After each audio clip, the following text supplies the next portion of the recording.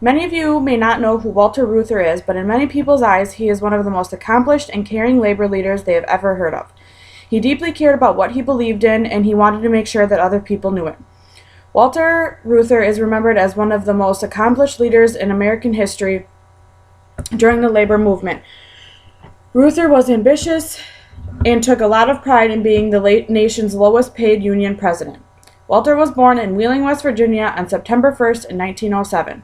His father was also a Unionist and a socialist. Walter was inspired by the ideas that his father shared with him as a young child. In the early 1920s, Reuther moved to Detroit to work for the Ford Motor Company.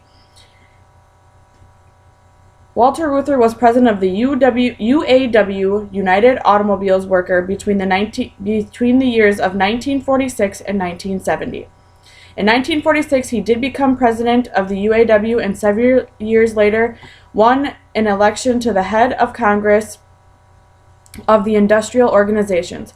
Walter also led strikes against the Ford and General Motors, and also was a huge part in many of the reforms made for the UAW members, such as health insurance, pensions, and job security adjustments for the workers.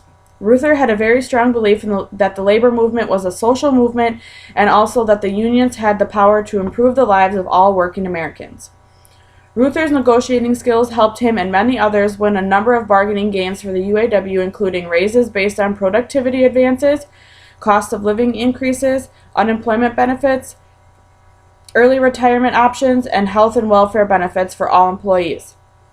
Walter also led many strikes in his days and was a very large part of the civil rights movement. Walter did participate in the March on Washington for Freedom and Jobs in August of 1963, and also the Selma to Montgomery March in March of 1965. He did also stand beside Martin Luther King Jr. while he made the I Have a Dream speech during the 1963 March on Washington.